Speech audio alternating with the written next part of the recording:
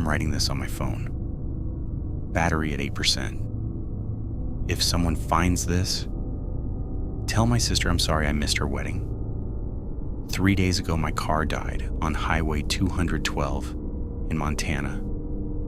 No cell service, no passing cars, just a long stretch of empty highway cutting through miles of fields and dark hills. The sun had already dropped behind the mountains and the temperature fell fast once the light disappeared. I tried calling for help anyway. Nothing. Not even a single bar of signal. After about 10 minutes sitting in the car, I started to feel that uneasy kind of silence you only get in the middle of nowhere. No engines, no distant traffic. Just wind pushing through grass on both sides of the highway. So I grabbed my jacket and started walking. For a while, the road looked completely empty. Just the pale strip of asphalt stretching into darkness. Then I saw it. A farmhouse sitting far off the highway, half hidden behind a group of tall trees. A single porch light glowing through the branches. The house looked small from the road, but the closer I got, the more I realized how big the property actually was.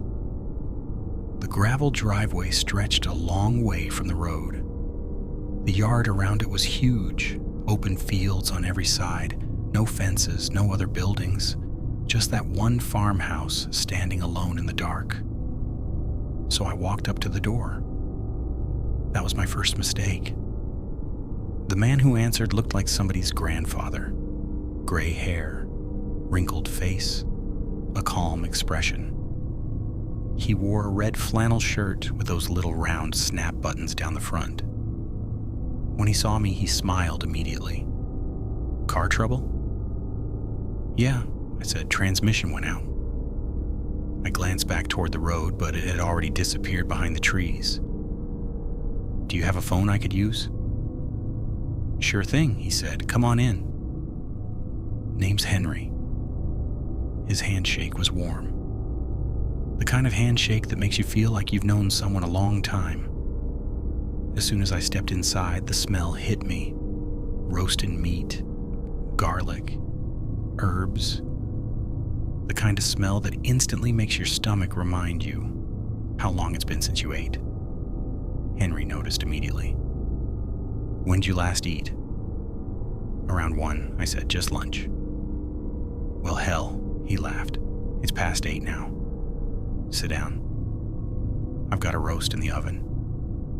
More than enough for 2. I should have said no. I should have used the phone and waited outside. But I was starving. And the smell coming from that kitchen was incredible. So I sat down. The kitchen looked completely normal. Old cabinets, a wooden table, family photos taped to the fridge. One picture showed a little girl standing in front of the same house sometime in the 90s. Another photo showed Henry standing beside a woman I assumed was his wife. Everything about the room made it feel lived in, comfortable. But something about it also felt frozen, like nothing had changed in years. Henry placed 2 plates on the table. The meat was perfect, tender, juicy, cooked so well it almost fell apart when the fork touched it. Henry talked while we ate. Stories about growing up on the farm, stories about winters so cold, pipes froze solid, stories about cattle wandering through the fields when fences broke. He mentioned his wife had died. Cancer. Years ago. He also mentioned a daughter who moved to Denver. She used to call, he said. Stopped a while back. He didn't say it with anger. Just a quiet acceptance. At one point I noticed something strange. There were 3 chairs at the table. 2 of them pulled out. The third one tucked neatly under the table. Henry followed my eyes. He smiled. Always keep an extra chair ready, he said, in case someone drops by. After dinner, he brought out the phone. Old rotary model, yellowed plastic. I dialed AAA. Nothing, no dial tone. Huh, Henry said. Lines must be down. Happens sometimes. They'll be back up by morning. He nodded toward the living room. The couch is comfortable if you want to stay. I hesitated. Or you can walk back to your car in the dark. Your choice. But there's no lights on that road. He was right. I'd already walked that road once in the dark. I couldn't see 2 feet in front of me, so I stayed. He gave me a blanket, a pillow, showed me where the bathroom was down the hallway. House gets confusing at night, he added casually. Just stick to the hallway. I thought he was joking. I realized later he wasn't. I tried to sleep, but something about the house felt wrong. Every once in a while I heard a low sound somewhere deeper in the building. Not creaking, not pipes. More like something heavy shifting. Around midnight I got up to use the bathroom. The hallway had several closed doors. As I walked past them, I noticed one had deep scratches around the handle, long marks in the wood. Like someone had tried desperately to pull it open. I forced myself to ignore it. When I came back from the bathroom, one of the other doors was open. I knew it had been closed before. I stood there listening. Nothing. Just the quiet hum of electricity somewhere in the walls.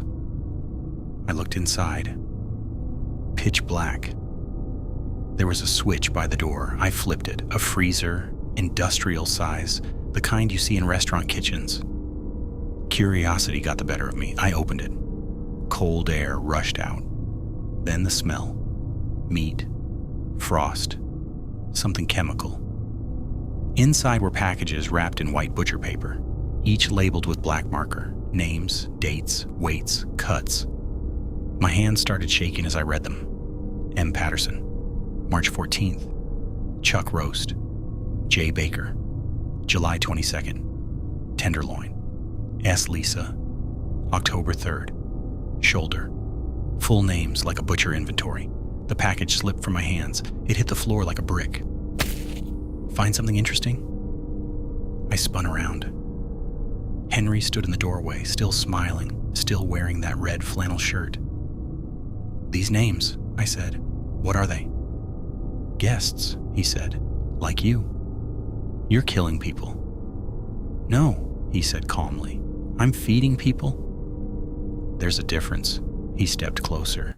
You were hungry. I fed you. And when you're gone, you'll feed someone else. I ran, shoved past him, sprinted for the front door, locked.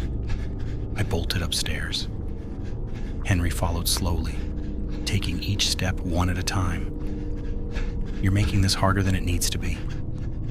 I found a bedroom, locked the door, dragged a dresser in front of it. My chest was heaving. I looked around the room. There was a window, no bars. I ran to it, 20 feet down, concrete. Behind me, the dresser scraped across the floor. The door handle turned.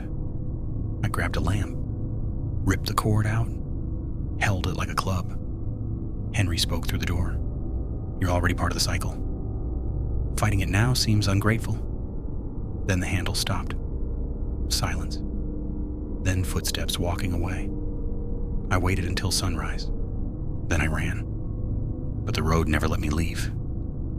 Every direction led back to the farm, every time.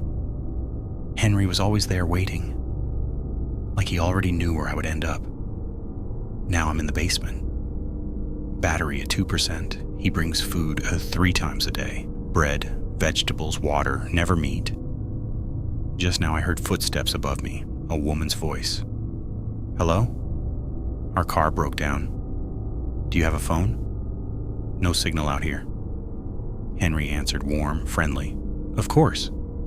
Come on in. A child's voice followed. Mommy, I'm hungry. Henry laughed softly. I've got stew on the stove.